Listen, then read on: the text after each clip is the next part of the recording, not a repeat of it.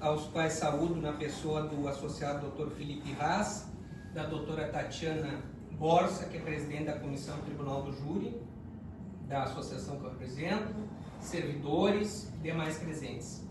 Senhores, a Associação Brasileira dos Advogados Criminalistas habilitou-se no presente recurso na qualidade de amicus curiae, ou seja, de amiga da corte, para o fim de fornecer subsídios a vossas excelências que permitam a essa Câmara julgar os presentes embargos, levando em conta que os fundamentos aqui trazidos têm potencial de afetar outros casos semelhantes a esses.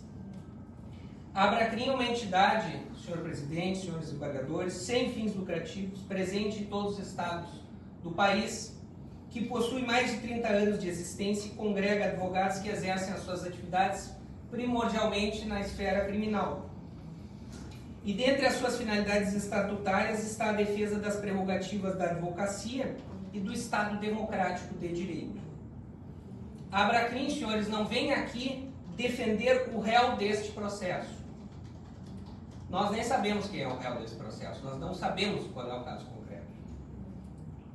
Também nós não estamos aqui para defender o advogado que defende o réu nesse processo.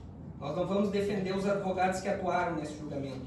A razão pela qual a associação pediu habilitação nesse feito é exclusivamente, senhor relator, em face da arguição de nulidade por uma ofensa direta à bancada de defesa, mas uma ofensa indireta a toda a advocacia.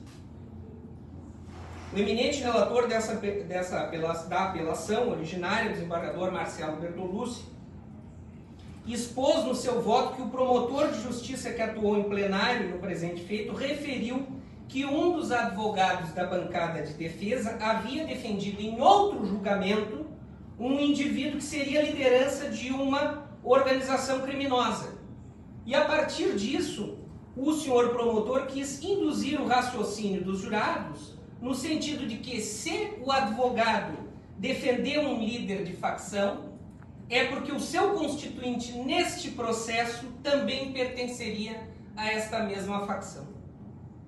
Essa intenção, senhores, foi inclusive admitida pelo promotor nas contrarrazões ao apelo defensivo, não deixando, portanto, a menor dúvida de que este era o objetivo. Então, o que se percebe aqui, senhores embargadores, é que não foi um argumento relacionado ao caso em julgamento, nem ao acusado, mas sim à pessoa do advogado, com o nítido propósito de diminuí-lo, de colocar em dúvida o seu trabalho, de fragilizar a defesa do réu. E o problema desse caso, senhores, reside no uso de um argumento no sentido de que o réu deve ser condenado em função da pessoa do seu advogado. Trata-se aqui de um discurso claro de criminalização da advocacia, onde o profissional passa a ser confundido com o seu cliente.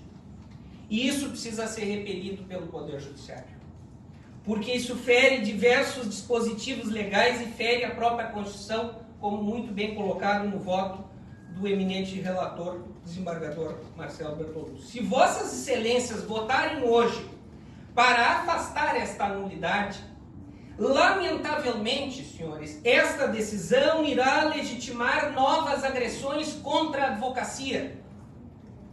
Se a Constituição afirma que o advogado é indispensável à administração da justiça, não se pode permitir uma afronta direta à advocacia como algo natural do campo de debate. Isso nem mesmo no plenário do Tribunal do Júri. E vejam, vossas excelências, que existem teses que mesmo diante da plenitude de defesa são vedadas até mesmo ao réu em plenário. E a Constituição não utiliza a expressão plenitude de acusação. E não o faz, só menciona a plenitude de defesa, porque a difícil tarefa de acusar, que incumbe essa sagrada instituição que é o Ministério Público, ela não pode, em hipótese alguma, estar desvinculada da lei.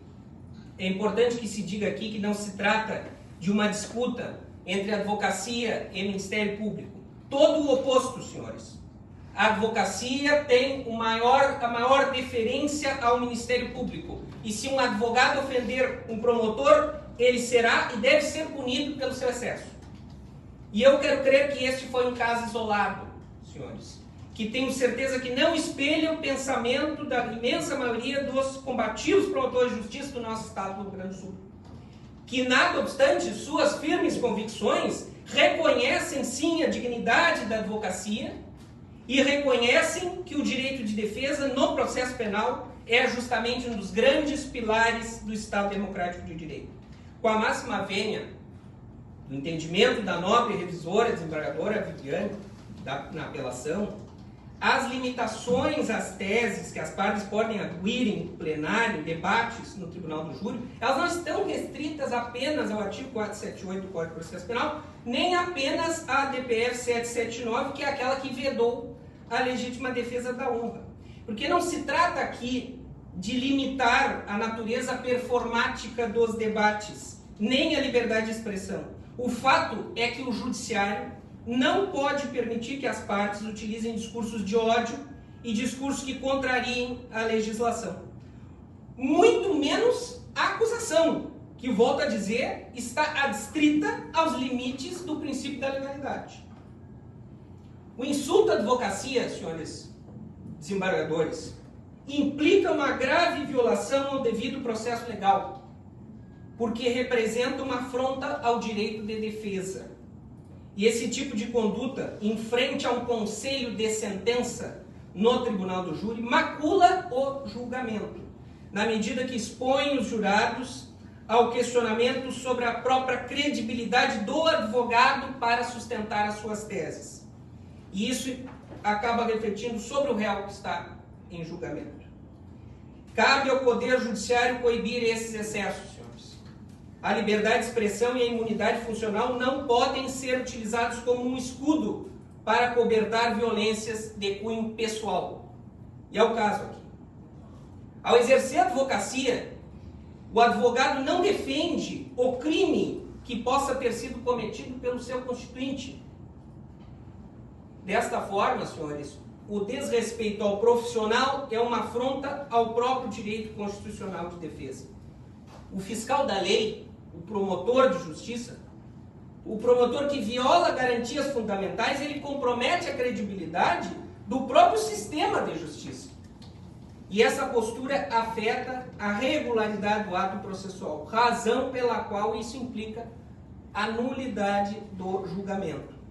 Então é por essas razões, senhor presidente, Lorecan, saúdo todos os componentes dessa Câmara, a Abracrim manifesta-se pelo acolhimento desses embargos a fim de que prevaleça o voto minoritário para declarar a nulidade da sessão do Tribunal do Júri em razão de graves ofensas dirigidas aos advogados do réu pelo representante do Ministério Público. Muito obrigado, senhor presidente.